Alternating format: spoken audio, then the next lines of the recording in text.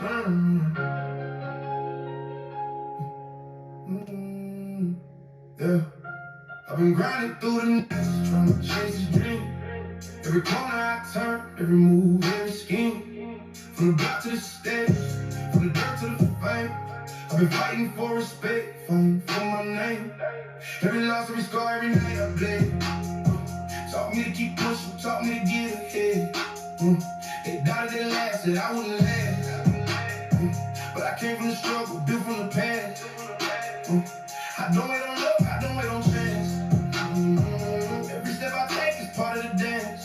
I'm focused, I'm hungry, I'm ready to learn. Through the fire, through the rain, I'm determined. Determined, yeah, I rise, I climb. Through the struggle, through the pain, I grind. Every night, every fight, every lesson I learn. I keep moving forward. I'm determined, determined. Standing tall, through the haters, through the doubt, through it all. Every scar, every bruise, every bridge I burn. I stay on my path. I'm determined. Yeah, ain't playing, ain't slacking. I'm focused on the prize. Every setback I faced, I turn to my rise. I came from the bottom, for the cold of the streets. Every loss I suffer, made my victory sweet. I don't need permission, I don't need a plan. I move like a king on the man with a hand. Every block I ran, every night I scheme. Let me to the throne, let me to my dream. I ain't stopping, ain't folding, I'm built to last. Learn from the pain, learn from the past. Through the struggle to fight the nights I yearn. I keep pushing forward, I'm determined. I see the goal, I feel the fire. Every day I climb higher. Through the storm, through the burn, nothing breaks me. I'm determined, determined. Yeah, I rise, I climb. Through the struggle, through the pain, I grind. Every night, every fight, every lesson I learn. I keep moving forward.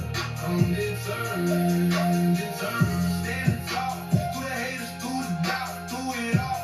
Every scar, every bruise, every bridge I burn. I stay on my path. I'm determined. I seen the cold nights, but the hunger inside. Every obstacle thrown, never run, never hide. I take every loss, turn it to my gain. Every tear, every fear, every ounce of pain. Built from the street, shaped by my will. Every challenge I face, only pushing me still. I'm focused on the future, I'm focused on the lane. Through bloods for the fire, I maintain. I'm quit, I'm full, I don't lose. Every step I take is mine to choose. Through the struggle, through the fight, through the lessons I've learned. I rise, I conquer. I'm determined. Yeah, we don't stop, we don't break, we don't bend. Every night, every grind, every move we stand. Through the storm, through the fire, every twist and turn. We rise, we shine, we're determined.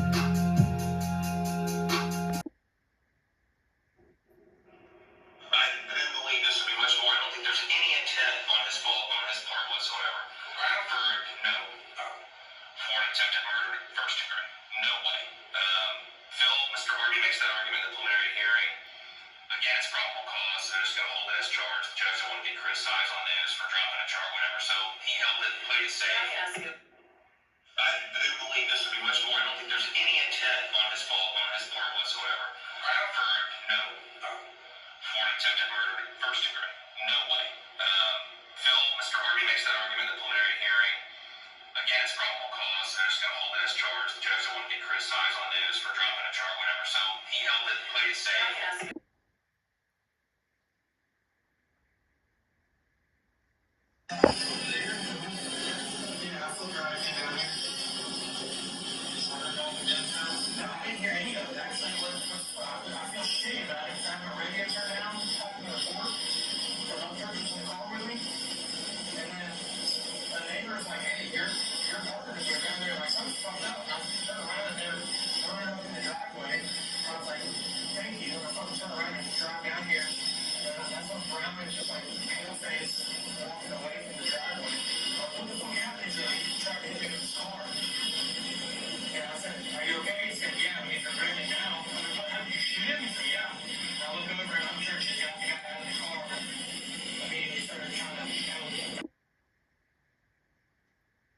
Video that shows the exact moment a suspect is accused of running over a Shelby County Sheriff's deputy. We were the first to show you that surveillance video this morning on Good Morning Memphis. And new tonight, we have new information about the suspect. The TBI has identified the suspect as this man, 23-year-old Charlie Gibson. Now, here's what we know about this situation. Gibson is in the hospital right now, last listed in critical condition. The deputy who was hit by his vehicle is going to be okay. That deputy and another were taken to the hospital with non-critical injuries last night. This is video you'll only see on Fox 13, and it gives us a close look, a look we typically don't see in an officer-involved shooting. So tonight, let's get an up-close look at that exclusive video frame by frame. The surveillance video begins after deputies were already on the scene inside a neighborhood along Durhamshire Drive. Here's that video in real time.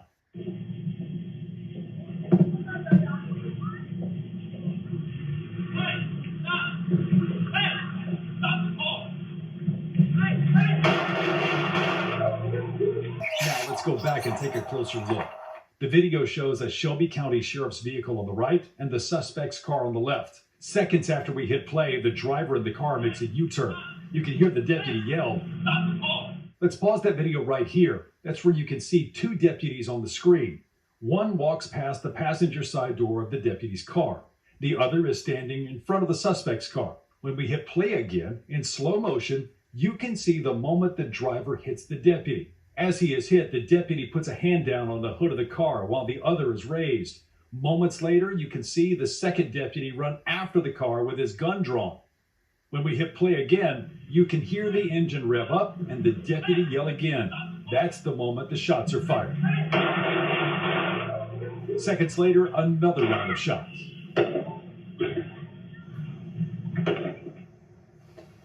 You know, whenever there's a shooting like this, the question is whether the officers or law enforcement members involved were justified. Let's go to Fox 13's Dominique Dillon live in Cordova. Dominique, you took that question to a law enforcement veteran for his perspective. What'd you find out? Well, I spoke with this law enforcement crime analyst, and just take a look at the mess left behind. You can see tire marks on the sidewalk in the grass here. You can also see that this neighbor, her garden has been destroyed, her minivan damaged. And I talked to this former deputy and crime analyst. He gave us his perspective on the video and if things could have been handled differently.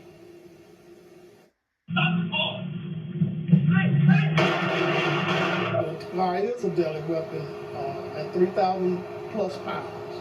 A deadly weapon 23-year-old Charlie Gibson is accused of using on a Shelby County Sheriff's deputy Monday night. It unraveled very quickly. As soon as that vehicle took off, that changed all the dynamics. Take a look at this surveillance video Fox 13 got from a neighbor. It shows the Shelby County Sheriff's vehicle on the right and the suspect's car on the left. Seconds after we hit play, the driver in the car makes a U-turn. You can also hear a deputy yell out. As soon as that vehicle started moving, I would have drawn my weapon too, and just in case that this thing culminated, started, it grew into something else. Retired Shelby County Sheriff's Officer and crime analyst Mike Collins says, after watching the video, this shooting was justified. But when the vehicle moved away from its initial location and turned toward that officer, then that's where the situation where the application of force was actually used. In the video, you can see the driver turn towards the deputy, hitting him. What was his motive for moving in front of the vehicle? Was it his attempt to try stopping that vehicle? But nevertheless, that person continued to operate that vehicle, and then, in fact, it looked like the vehicle actually accelerated speed. The video ends shortly after shots are fired by both deputies, according to TBI. That officer appears to get in front of that vehicle, but that vehicle proceeded toward him in a threatening manner. And that's probably going to give him the justification. You shot. I shot. They shoot. I'm not sure who I shot. I was running to his car. And I shot 3 or 4 times. Trying to stay by your car since you shot.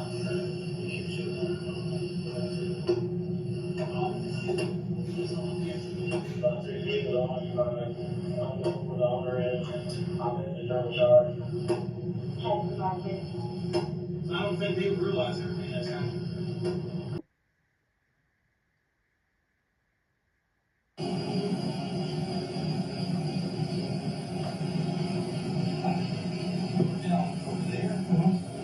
Yeah, I flipped around and came down here.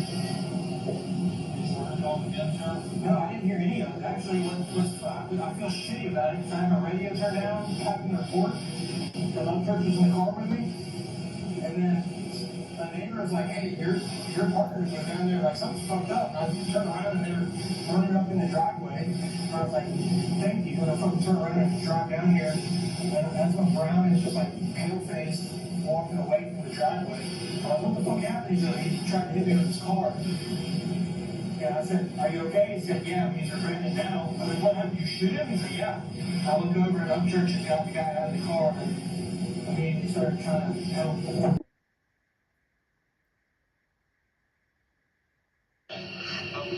How far did you where did you start?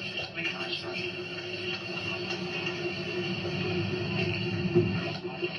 He was on top of the car. My buddy came along. We got another ambulance coming for you, by the way. You roll right or left. They got an ambulance coming for him already. I've already told him to send one. I mean, your adrenaline might not be letting you know that you're hurt. So, where were you at? I was behind it. I saw him all over. You fired in the back? I fired in the back of the vehicle. No, when he actually got off. Fired.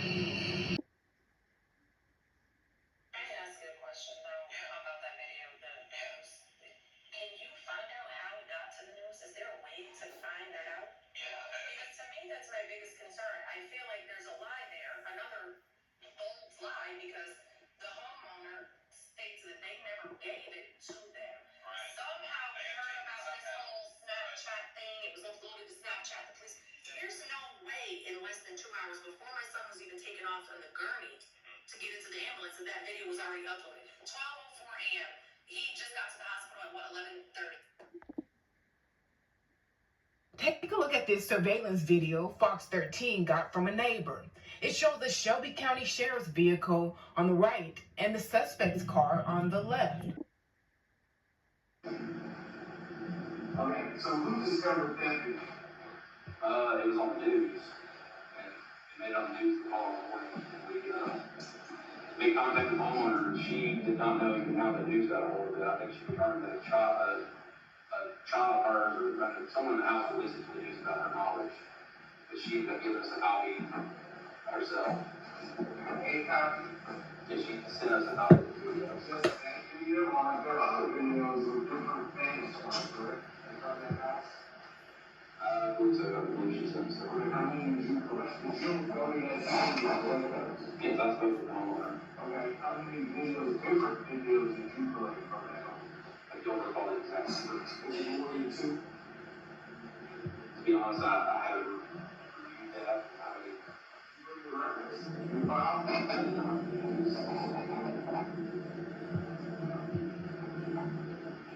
I'm just asking questions. Why is the public only being shown one video? Out of all the footage that exists, why just one angle? Because let's be clear, there are multiple videos from that night. Different angles, different perspectives, different people recording. Not just the homeowner, not just the dash cams. So where are they? Why haven't the public seen the full picture? Why are we being fed one version of events when there's clearly more footage that could tell the truth? Who decided which video gets shown and which ones get hidden? And more importantly, what are those other angles showing that they don't want us to see? Because when only one perspective is pushed while others are ignored, that's not transparency, it's control. And as a parent fighting for the truth, I want every single angle released. No edits, no picking and choosing. Show it all. Fox 13's Kayla Solomon is live in Cordova. Kayla, you talked to his family. What did they have to say about the whole thing that was caught on video that we showed here exclusively on Fox 13?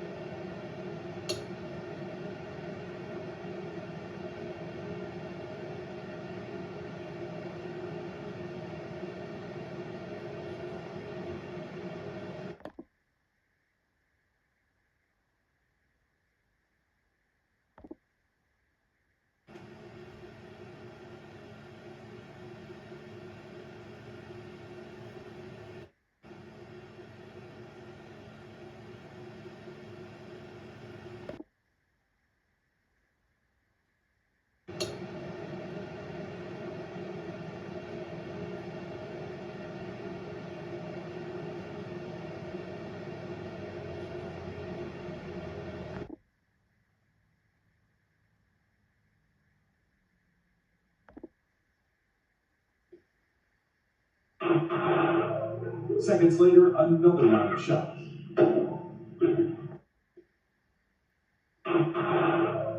Seconds later, another round of shots.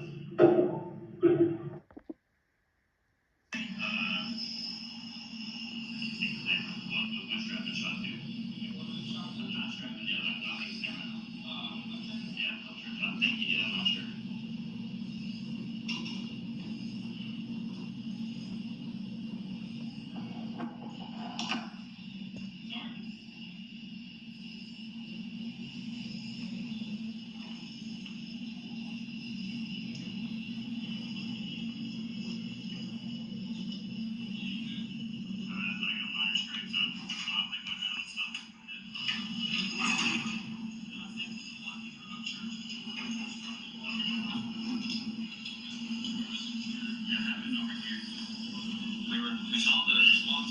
We think because we saw the red Honda Civic over there with this car behind them.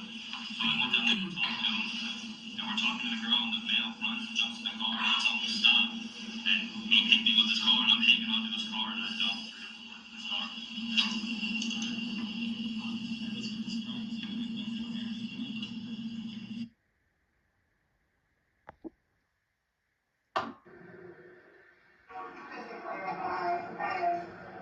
He was not pointing a weapon at you when he was running to the car, correct?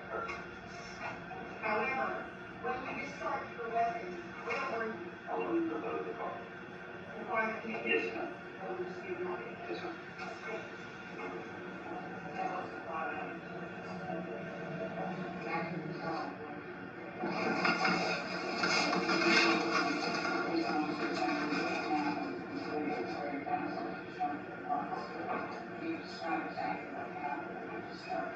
Yes, ma'am. I was in front of his car. I already had my weapon drawn because he was already coming at me. He almost came to an almost complete stop right at where our car was right about my feet. And that's when he accelerated there. After he accelerated, I was on the hood of the car. That's when I just started trying. Would you like to see the video?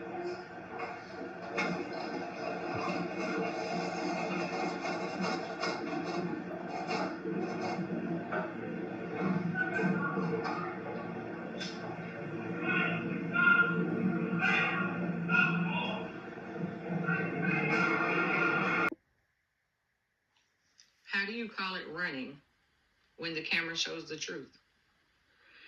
The prosecution, Ms. Harris, and Officer Brown are all stating that my son ran to the car.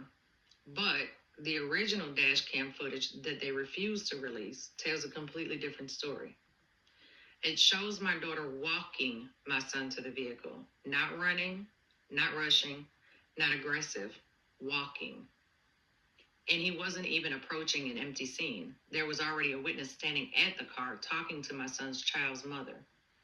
So how do you take clear video evidence and still choose to tell a different story? This isn't a mistake. This is a narrative being pushed that does not match reality. As a parent, I'm watching people try to rewrite what actually happened to my child, while the truth is literally captured on camera. I will not be silent, and I will not let lies outweigh evidence. Watch the footage and see it for yourself. Motive for moving in front of the vehicle, was it his attempt to try stopping that vehicle?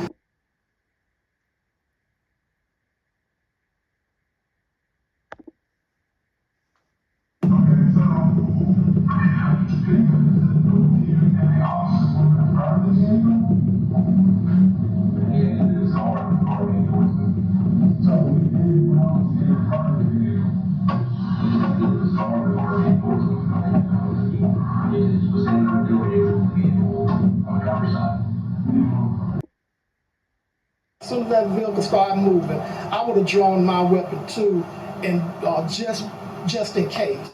As soon as that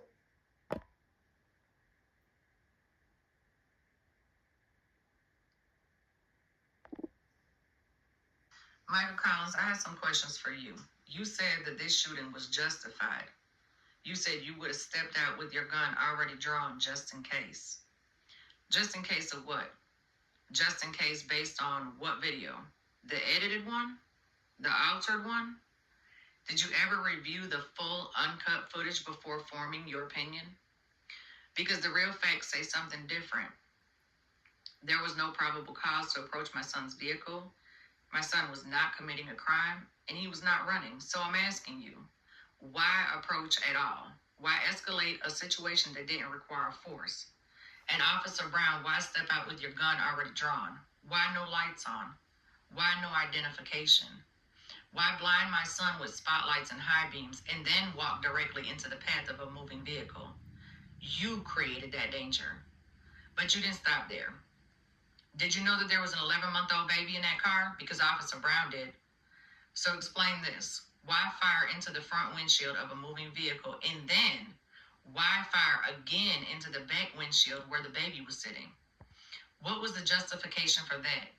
How is that protecting anyone? Because from where I stand as a parent, those were choices. Choices that put multiple lives at risk. Choices that could have taken my child and that baby from this world.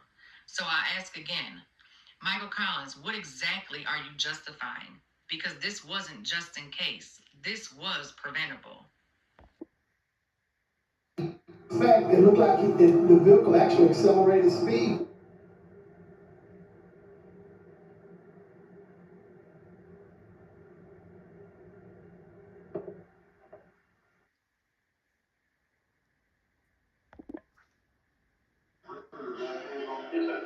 Okay. And the person who made the allegation, did they describe anything that person as well? I did not. Did they describe that vehicle specifically? They said so, yeah. Okay. Yes, sir. Okay. And the person who made the allegation, did they describe anything that person as well? I did not. Did they describe that vehicle specifically? They said so, yeah. Okay.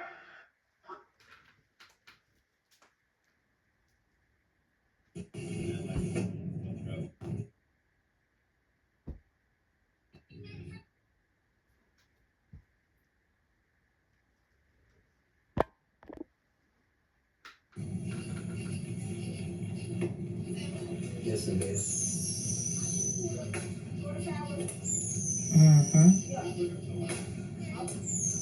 You said similar vehicles. How about that?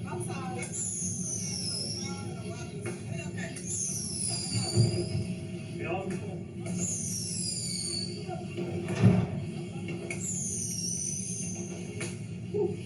I told you the spotlight wasn't on. Look. Yeah, I know that. He lied to put back there too. I don't want to split your shit. And that's when he said that they were getting back in the car to leave. I don't know. We'll find out. Hi. They cut this motherfucker. No, he's saying he's got it on there, so he knows. I just want to see if there's anything put in writing, anything that was reduced to writing for the criminal. And that might not be any. And what do you mean by that? Just tell me what you mean. Yeah, so sometimes they will do essentially any victim allegedly would, is they can do a written statement. Okay, so let me tell you about that. There's two. Okay, I'm sorry, I didn't cut you off. I got it.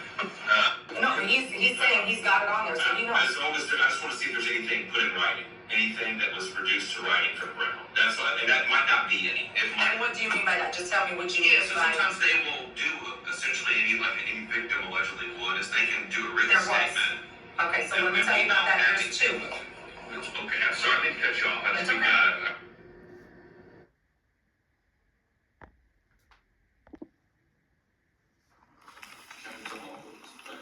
We have received that from the state, all right? And the only thing that could possibly be missing, and I'm sure he did one, because, Brown refused to talk to the TBI, his lawyer. We talked about that. Which, Starting there. correct. But again, that's not what the TBI boy said. Well, and that's, what I want to do, and I've read the preliminary hearing transcript, is What time did you do that? It was late. I was, no night, but I don't remember the exact time I got there. Okay. Now, Officer Brown, he cooperated fully with your investigation? Yeah, he was at the hospital when I got there, so I never talked to him on the scene. He was injured? I think, yeah, something getting checked out of the hospital. isn't confusion.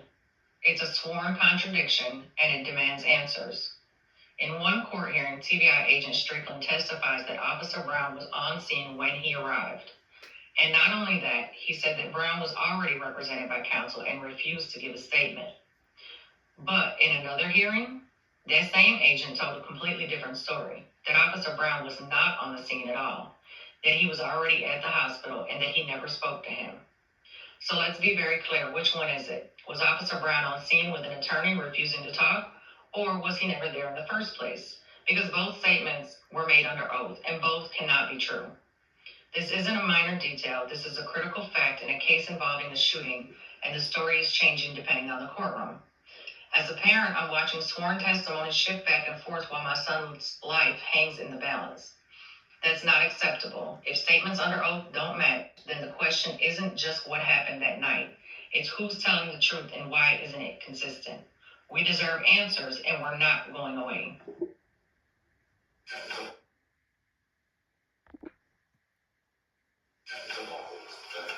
You have received that from the state, all right? And the only thing that could possibly be missing, and I'm sure he did one, because, he refused, Brown refused to talk to the TBI, his lawyer. We talked about that. Which, correct. But again, that's not what the TBI voice said. And that's That is Charlie Gibson. Authorities say he's still in the hospital recovering tonight, but once he's released, Gibson faces attempted murder and handgun possession charges.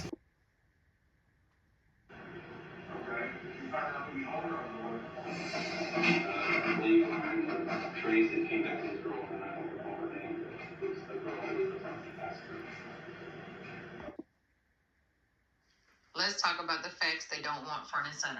My son is being charged over a weapon found in the vehicle. That weapon is legally registered to the child's mother, who was also inside the car. Now here's what the evidence actually shows. There were 4 different DNA profiles found on that handgun. And that night, 4 different officers were on the scene. My son, no fingerprints, none. The only thing tying him to that weapon is his blood. And let's be clear about why. He was shot inside that car. So yes, his blood is on that firearm, but that's not possession. That's the result of him being injured.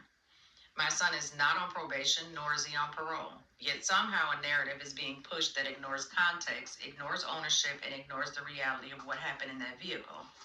As a parent, I'm watching facts get twisted into something they are not, and I refuse to stay quiet about it. Evidence should tell the truth and not be used to rewrite it. Did you process the weapon? Did you recover? Well, I sent it off to the TBI lab. I did the personal process. We sent it off to the person's office. You have the results? Not with me, but they are in the case file. Okay.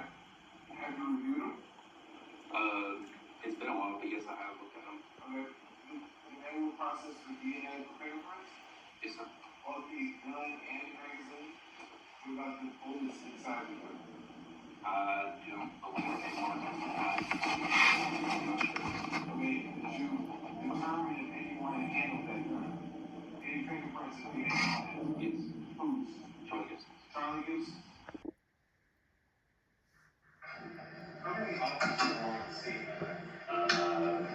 I believe there was 4 officers that responded on the scene. You responded? When I responded, yes, sir. I was on the last call. Okay. This is what privilege looks like. My son crashes his car, and instead of securing the scene, Officer Brown stands there and says nothing. No questions, no control, no protection of the situation. Then a white man walks right up to the crash, gets close enough to start recording the entire scene. Still, nothing from Officer Brown. No step back, no leave the area, nothing. But the second Officer Brown realizes he's being recorded, he leaves just like that. No explanation, no accountability, just gone. So let me ask, why was a civilian allowed to walk up on an active scene? Why did it take a camera for the officer to react? And why did he choose to walk away instead of doing his job? This isn't just wrong, it's dangerous, and it deserves answers.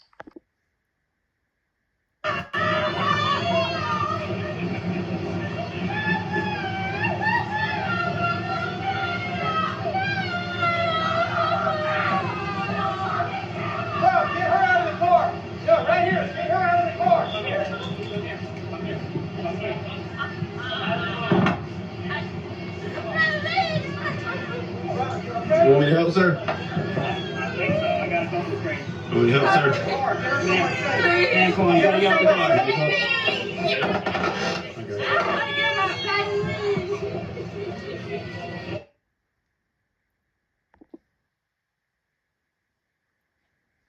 How many wrong decisions can one officer make in a single night? Officer Brown didn't just escalate a situation, he created chaos and innocent people paid for it. He jumped out of his vehicle with his gun already drawn on a man who was not committing a crime.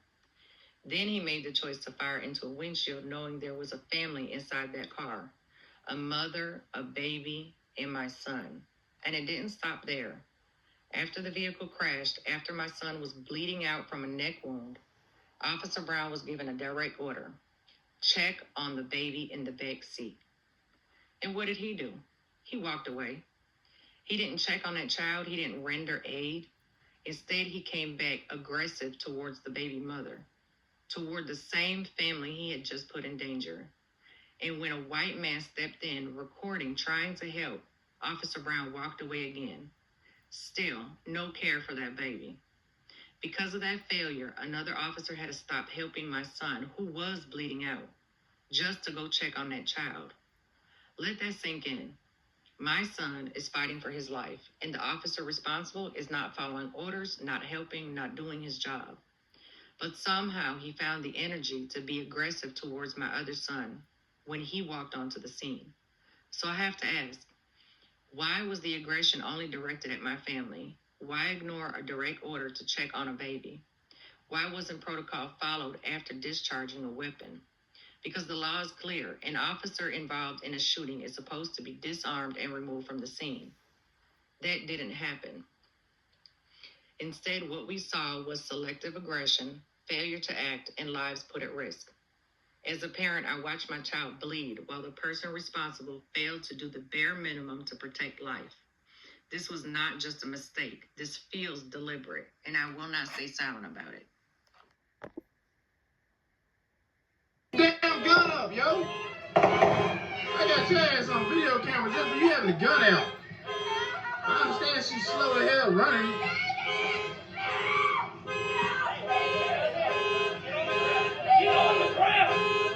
Man, get on the ground, bruh. You know these folks crazy as hell.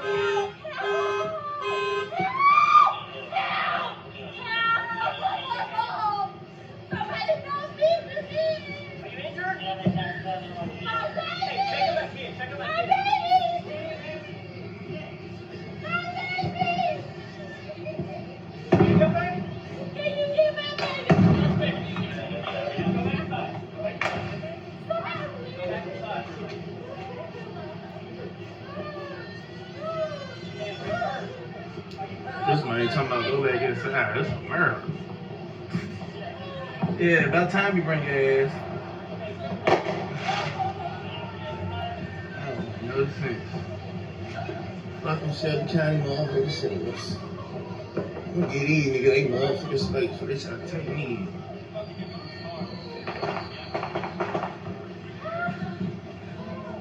Crazy as hell. He could wait with the cat, but he said.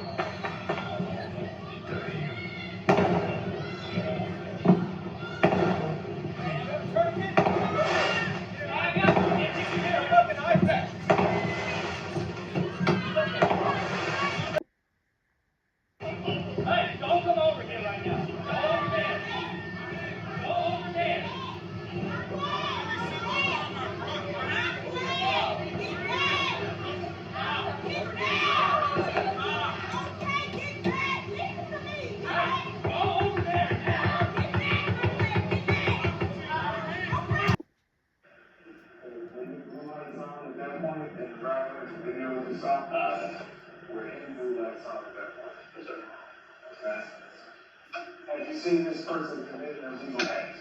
Okay, now, this is a code? Yes, sir. How large is the area where this vehicle came out? Where it was turning around, I mean, it's almost out the road turning around, but where it came in contact with me, it was maybe enough for two cars, but I'm no expert on the size. Okay, did you see a person into the vehicle? Okay. Where were you when that happened? I was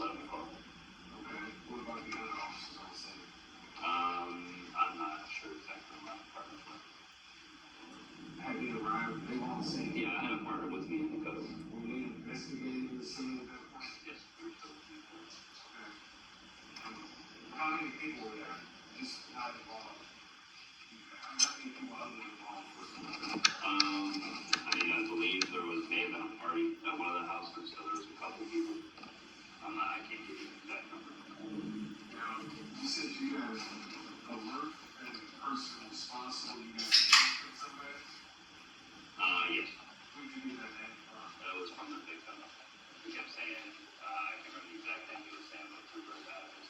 He was saying, not exactly sure, he was saying that it was his wife or girlfriend at the time, so. Okay.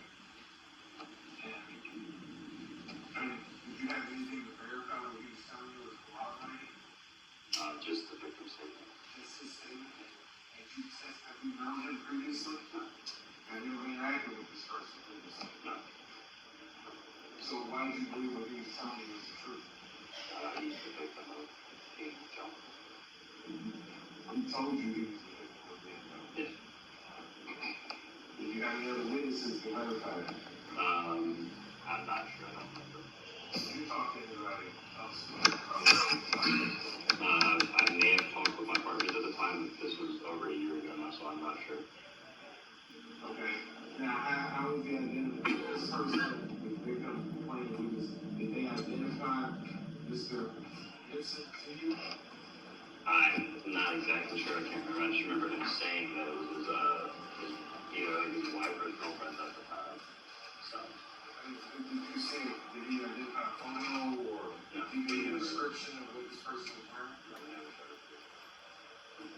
Were your blue lights on at that point in the driveway, the video we just saw? Were any blue lights on at that point? Yes, sir. Okay. Have you seen this person commit an illegal act? No, sir. Okay. What started as a fight almost cost my son his life. On the 4th of July, a simple altercation between 3 grown men escalated into something that should never have happened. Even the alleged victim admitted he started the fight and didn't want to press charges. But instead of de-escalation, a bolo was issued for 2 vehicles, a black sedan, my child's biological mother's car, a red sedan, his brother's car. Neither of those vehicles belonged to my son. Neither of those vehicles was the one he was in when he was shot. Now let that sink in for a moment. After the shooting, my other son, the very brother they were supposedly looking for, walked up to the scene with his hands up saying, "I'm just trying to check on my brother." And what happened? No questions, no detainment, nothing. So how is it that you're actively looking for 2 brothers connected to a fight, but when one of them walks right up to you, you don't even question him? Make it make sense. As a parent, I'm left trying to understand how a situation with conflicting stories, wrong vehicles, and ignored facts turned into my child being shot. This isn't just confusion. This is failure, and I will not stay silent about it.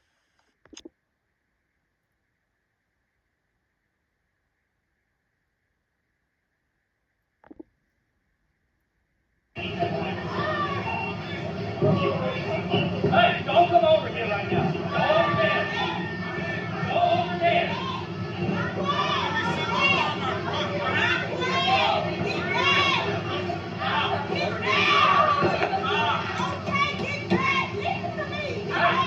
over there now.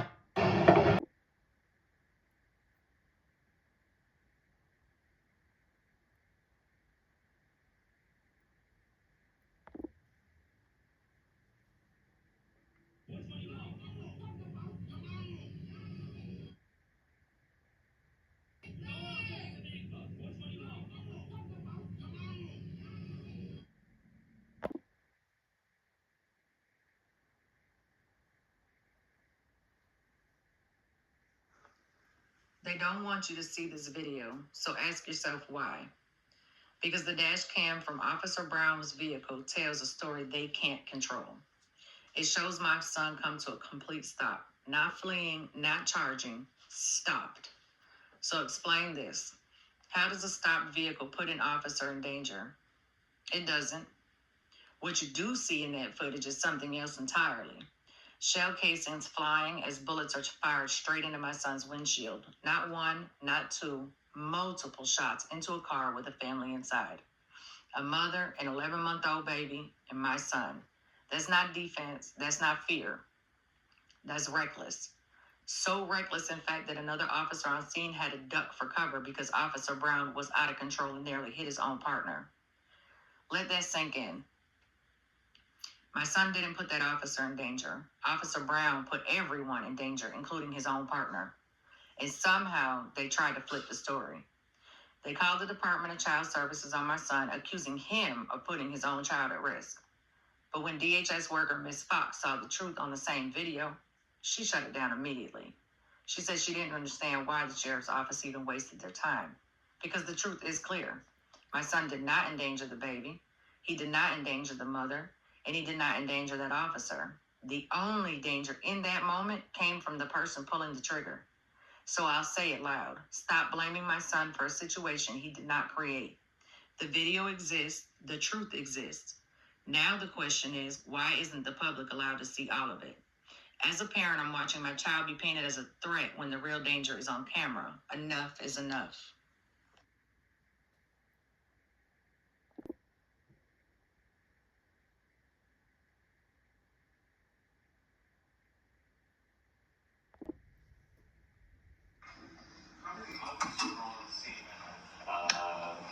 I believe there was 4 officers that responded on the scene. When I responded, yes, sir. I was one of the last cars. Okay, now, this is a code. Yes, sir. Okay, how large is the area where this vehicle was driving? Where it was turning around, I mean, almost out of the road turning around, but where it came in contact with me, it was maybe enough for 2 cars, but I'm no expert on the size. Okay, did you see a person into the vehicle? Okay. And where were you when that happened? I was inside the car. Okay, what about the other officers on scene? I'm not sure exactly what partners were. Had they arrived, they were on scene? Yeah, I had a partner with me in the code. Were they investigating the scene at that point? Yes, we were still with me. Okay. And how many people were there? Just not involved? Okay. How many people other than law enforcement? I mean, I believe there was maybe a party at one of the houses, so there was a couple of people. I can't give you that number. Now, you said you got an alert that the person responsible, you got a name from somebody? Yes. Who did you get that name from? That was from the victim. He kept saying, I can't remember the exact thing he was saying, but through the database, he was saying, not exactly sure, he was saying that it was his wife or girlfriend at the time and stuff. Okay. And, I mean, did you have anything to verify what he was telling you or corroborate it? Just the victim's statement. Just his statement? Have you known him previously? No. Have you ever interacted with this person previously? No. So why did you believe what he was telling you was the truth? He's the victim of being jumped. He told you he was the victim of being jumped? Yes. Did you have any other witnesses to verify that? I'm not sure, I don't remember. You talked to anybody else about I may have talked with my partners at the time, but this was over a year ago now, so I'm not sure. Okay. Now, how was the this person, the victim complained witness, did they identify Mr. Gibson to you? I'm not exactly sure, I can't remember. I just remember him saying that it was either his wife or his girlfriend at the time. So. I mean, did you see it? Did he identify a photo or did you get a description of what this person was wearing? No, we never showed it. Were there blue lights on at that point in the driveway? The video we just saw? Were any blue lights on at that point? Yes, sir. Okay. Have you seen this person commit an illegal act? No, sir. Okay.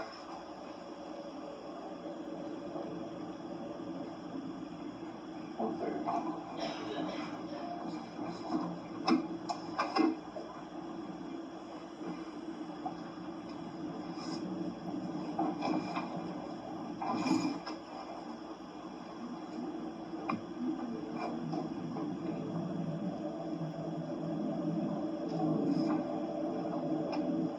Have you given cerebral shooting. Have you given statements about what happened previously? Yes, sir. Okay. Have you cooperated with all law enforcement agencies? Yes, sir. Okay. Have you seen all the videos of this incident previously? I've seen my body cam video on that one. Okay. There were other videos in addition to that one, right? At that same house? I'm not sure. You had to investigate as far as that.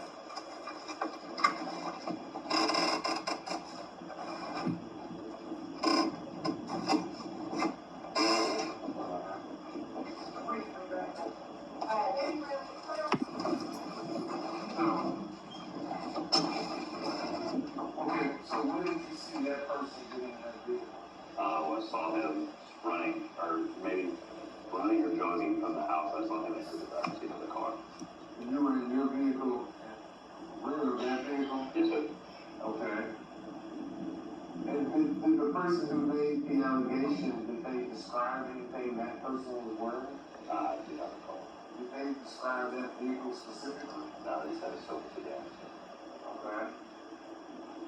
So, I mean, how can you be certain that this was the person you saw that was the allegation was made against? And it was dark, right? It was dark, yes. Okay.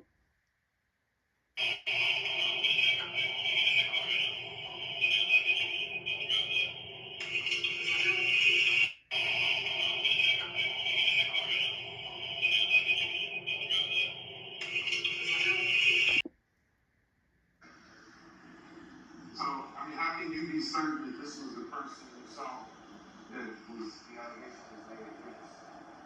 I mean, it was dark, right? It was dark, yes. Okay. Did you have any illumination, any light? My spotlight from my, Your spotlight was on? yes, sir. Okay. And you were viewing everything that happened in front of you? Yes, sir. I saw them run from the house to the car. Okay. So, how far was that? I can't tell you exactly. I'm not sure. 20 feet? 30 feet from the house to this car, the car he allegedly was in? I'm not sure. Can you estimate that? I mean, you see the video. I've seen it, but I'm not a judge in how far something is. I can give you an estimate. Okay. And did you walk up to the vehicle before he attempted to leave? I did not know, sir. Did you ask him to stop police before he attempted to leave? Yes. You did? I told him to stop police as he was getting into the car. As he was getting into the car? Yes, sir. Did you see him do anything illegal at that point? Not at that point, yes, sir. Okay. Did he have a weapon pointed at you at that point that you shot him? No, sir. Not that I'm aware of. He was injured. How many times you shot? No, sir. And how many times you discharged your weapon? 3 to 4. 3 to 4?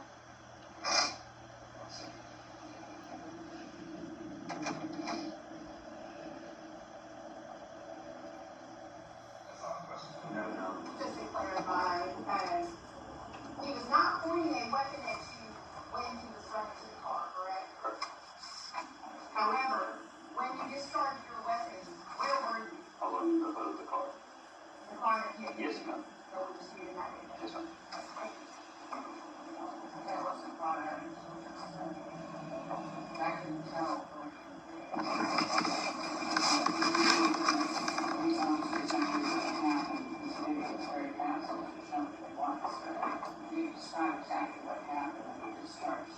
Yes, ma'am. I was in front of his car.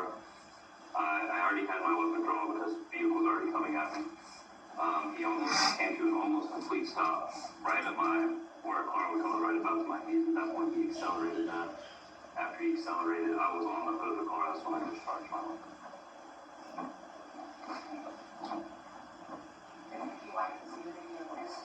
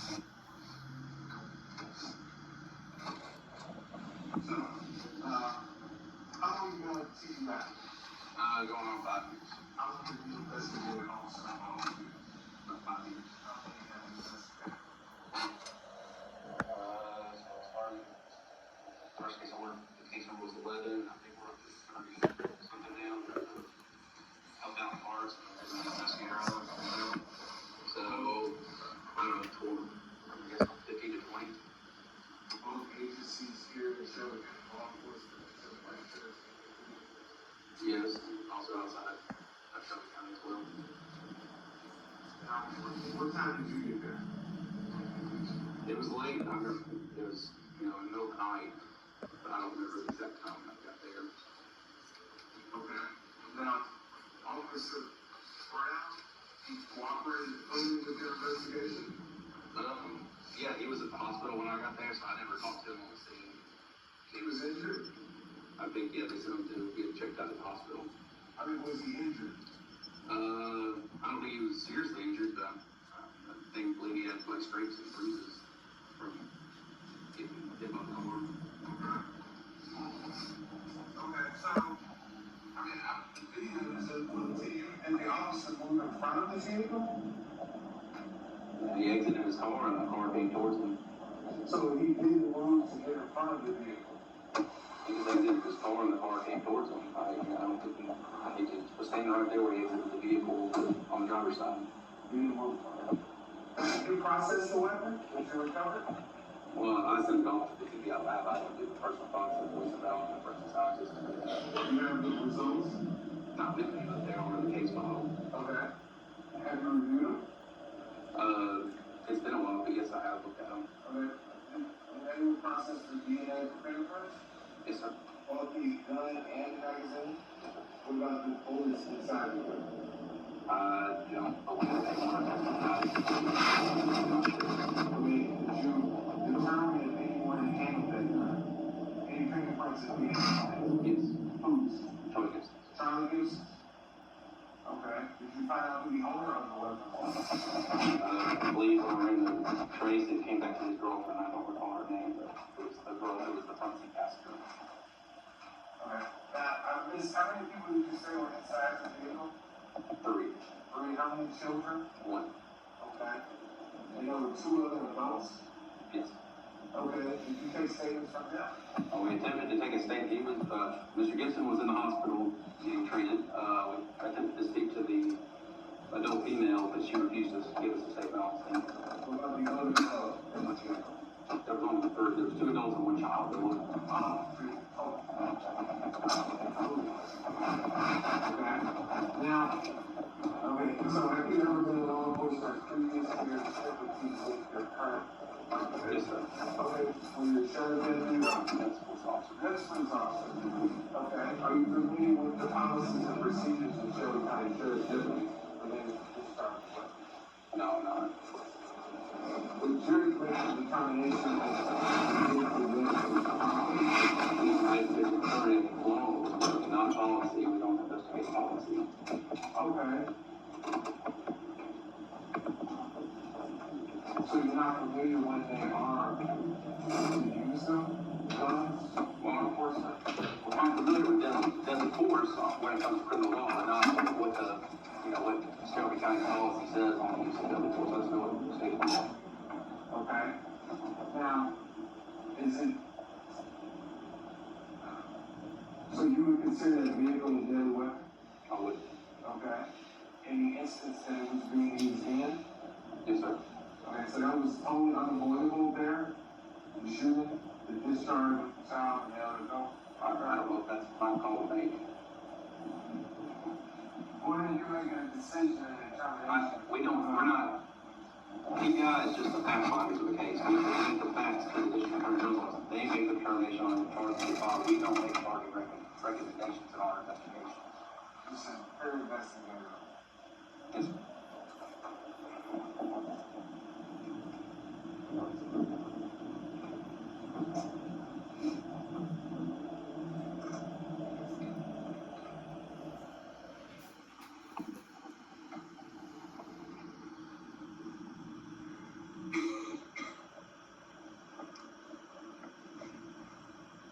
Okay, so who discovered that video?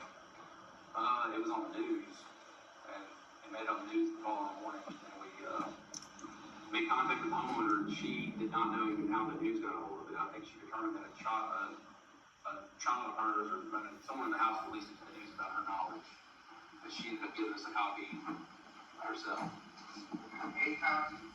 Yeah, she sent us a copy of the video. Just that video, or there are other videos with different vantage points, correct? From that house? I believe so. I believe she sent so. Okay, how many did you collect? Did you go to that scene with the Red Coast? Yes, I spoke different videos did you collect from that home? I don't recall the exact number. Is it more than two? To be honest, I haven't reviewed that. I mean, You bring the records. You file.